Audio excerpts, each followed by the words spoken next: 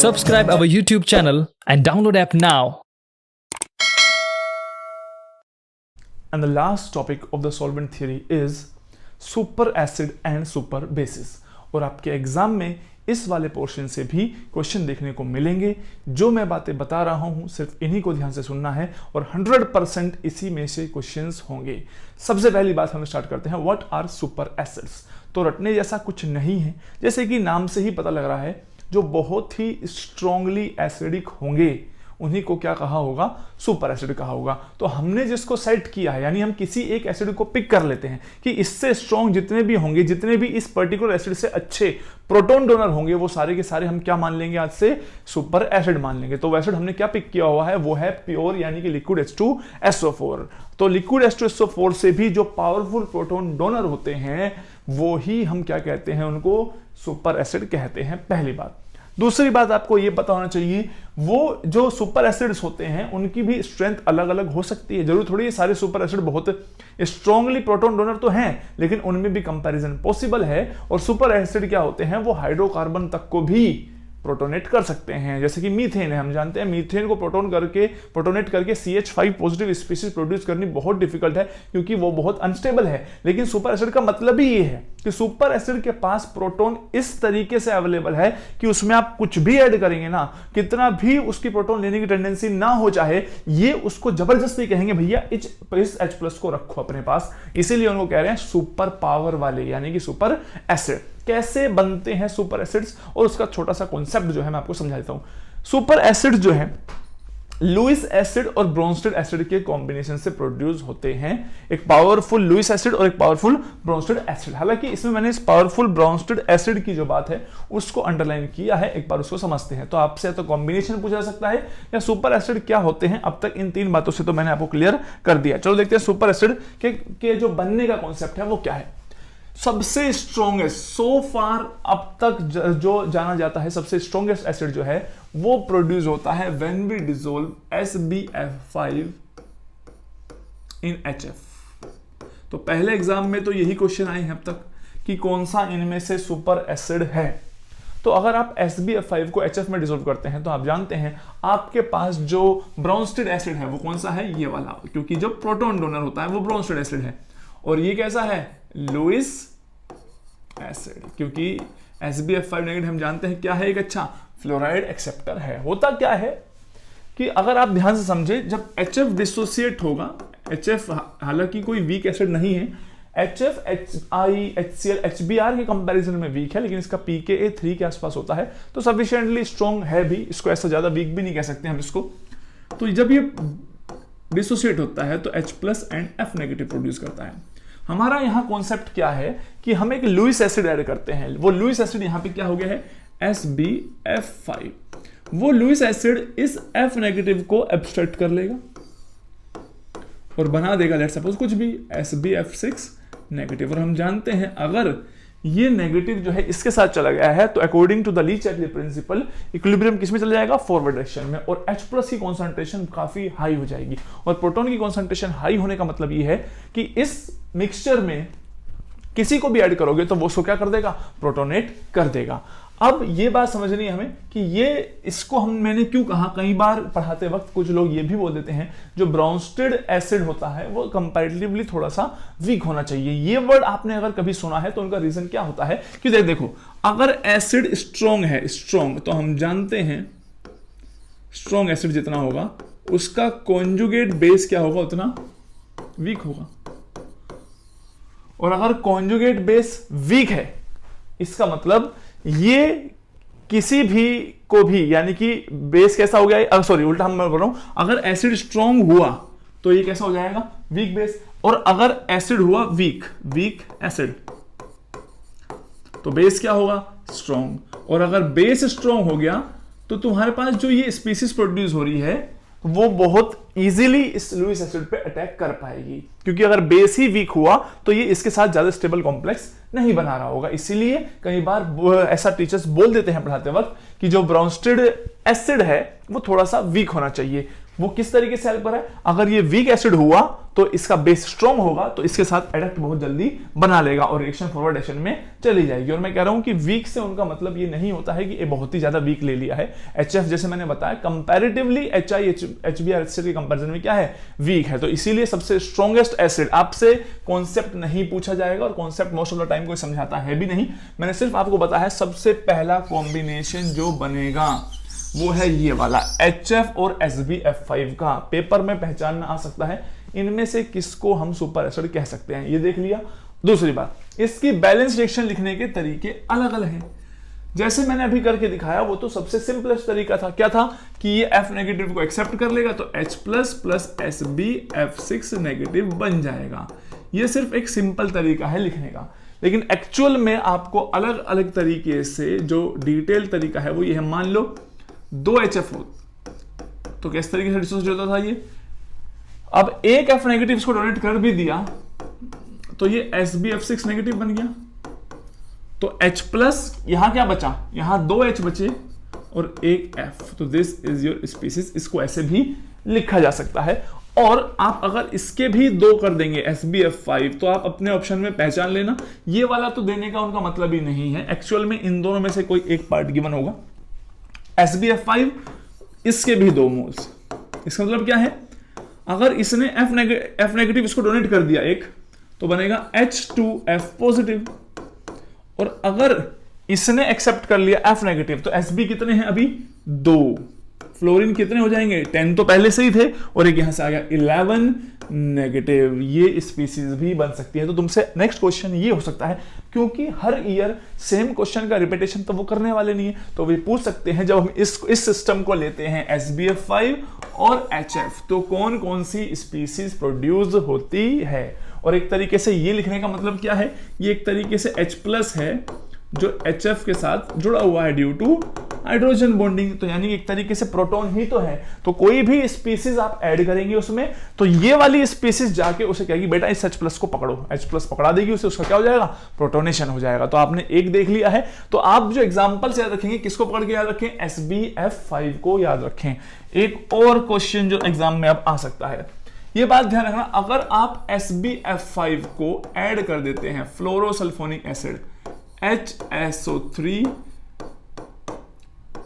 Add कर देते हैं, ठीक है, तो आप इसका स्ट्रक्चर जानते हैं, एक बार दिखा भी देता हूं। S double bond O double bond O OH and F, ऐसा स्ट्रक्चर है।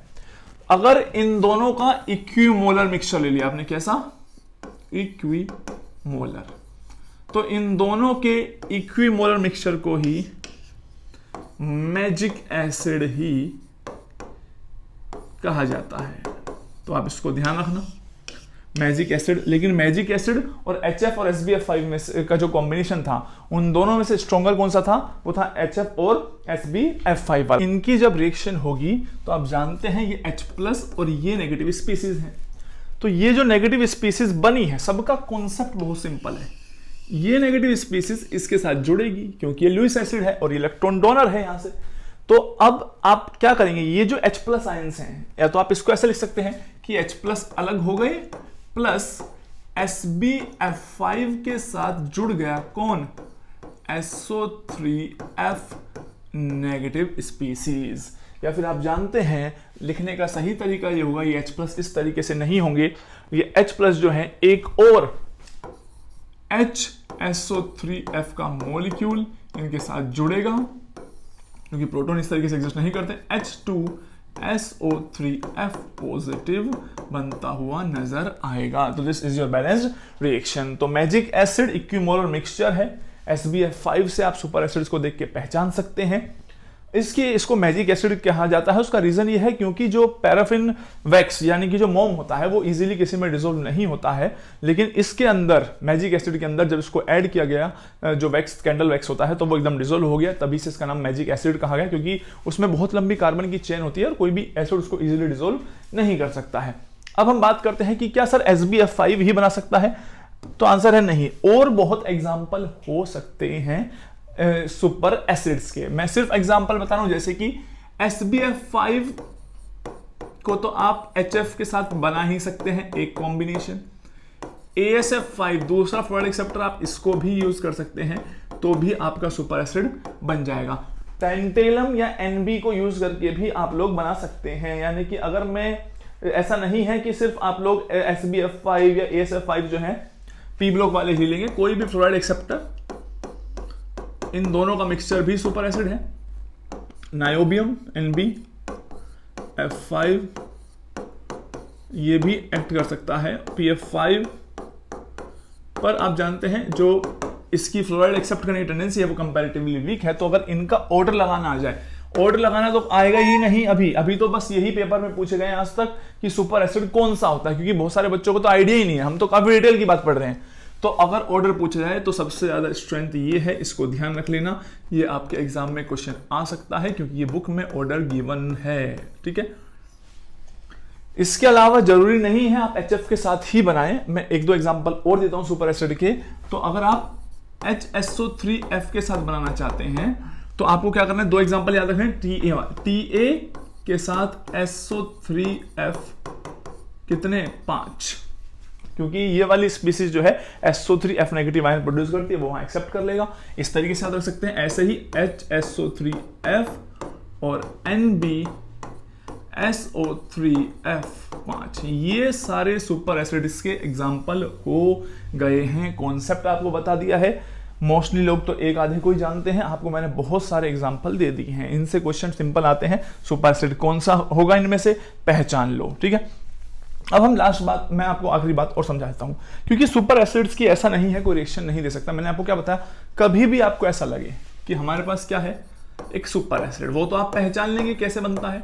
सुपर एसिड की किसी भी चीज के साथ रिएक्शन करवा दी है तो आपको ये बात ध्यान रखना है कि सुपर एसिड हमेशा ही इसको क्या कर देगा, प्रोटोनेट कर देगा। अब इधर क्या लिखा है वो आपको जानने की कोई रिक्वायरमेंट नहीं है। अगर मैं कहता हूं एक सुपर एसिड पहचान लिया आपने और ये H2S के साथ रिएक्ट करता है तो इसका क्या बन जाएगा, H3S पॉजिटिव। आपको बस सुपर एसिड एक तरफ देखना है, दूसरी तरफ कुछ भी हो उसको क्या कर देना, प्रोटोनेट कर देना। अगर मैं कहूं इधर है H2O2 तो क्या बन जाएगा, H3O2 पॉजिटिव, क्योंकि ये सारी रिएक्शंस आ सकती हैं और ये सारी की सारी बुक में गिवन है। H2S मैं लिस्ट बनाता हूं, यहां क्या क्या हो सकता है, H2S, H2SE, ASH3 हो, SBH3 हो, इन सब को आप प्रोटोनेट करते हुए चलेंगे, ठीक है। इसके अलावा CH3, CN हुआ, इसको प्रोटोनेट कर देना। फॉस्फोरस हैलाइड अगर PX3 है, PX3 आप लोग इसको प्रोटोनेट करके क्या बना देंगे, H, सबको प्रोटोनेट कर देना है बस। तो आप लोगों को मैंने क्या बताया, सुपर एसिड को एक बार पहचान लो, और अगर आप लोगों ने सुपर एसिड को एक बार पहचान लिया, उसके सामने जिसके साथ भी रिएक्शन की हो उसको रिएक्शन करवा के उसमें प्रोटोनेट कर देना है। यही आपका काम है, क्योंकि जो पॉजिटिव वाली स्पीसीज है होती है सुपर एसिड की, वो एकदम से प्रोटोन डोनेट करने को तैयार रहती है। जैसे मैंने यहाँ पे पढ़ाया, जब इस केस को देखो, ये स्पीसीज जो है एक तरीके से प्रोटोन ही है जो सॉल्वेटेड फॉर्म में है, तो कोई भी स्पीसीज आएगी तो H+ उसको देके प्रोटोनेट करने के लिए तैयार बैठा रहता है, ठीक है। तो ये बहुत सिंपल सा कॉन्सेप्ट और क्वेश्चन है। इस बहुत सारे ऐसे कैटायंस हम प्रोड्यूस कर चुके हैं with the help of super acid जो नॉर्मली प्रोड्यूस नहीं होते हैं। अब हम एक नई लास्ट बात करते हैं, what are super basis. Super basis से ऐसे कभी क्वेश्चन नहीं आए हैं। सुपर बेसिस क्या होते हैं, एक तरीके से वो सॉल्यूशन में, जैसे सुपर एसिड क्या कर रहे थे, H+ आयंस की कॉन्सेंट्रेशन बहुत ज्यादा बढ़ा रहे थे सॉल्यूशन में, जो भी कोई चीज आ रही थी वो प्रोटोनेट हो रही थी। सुपर बेस क्या करेंगे, किसकी कॉन्सेंट्रेशन बढ़ा देंगे, OH आयंस की कॉन्सेंट्रेशन बढ़ा देंगे, जिसकी वजह से वो जो भी OH आयंस इतने ज्यादा होंगे कि उसके अंदर जो चीज है वो उसको डीप्रोटोनेट कर देती है। फॉर एग्जाम्पल, इसमें सिर्फ ज्यादा डिटेल पढ़ने की जरूरत नहीं है। अब 3 ध्यान रखिए, लिथियम नाइट्राइड जो है, लिथियम नाइट्राइड आप जानते हैं इससे नाइट्राइड आयन प्रोड्यूस होगा, तो अगर आप इसको वाटर के अंदर ऐड करेंगे तो क्या प्रोड्यूस होगा, एक तरीके से हाइड्रोलाइसिस वाली बात होगी, अमोनिया और LiOH। तो इसका 1 मोल 3 मोल्स ऑफ LiOH प्रोड्यूस कर रहा है, जो कि क्या प्रोड्यूस करेगा, 3 moles of OH ions. Clear है।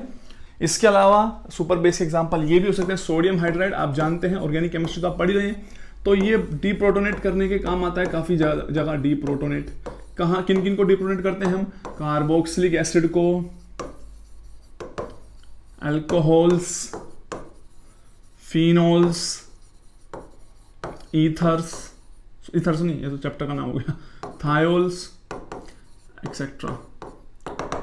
तो ये भी सुपर बेस का एग्जांपल हो गया है। कैल्शियम हाइड्राइड, तो सुपर बेस पे ऐसे कुछ नहीं आएंगे क्योंकि कैल्शियम हाइड्राइड से H नेगेटिव आयन प्रोड्यूस होंगे।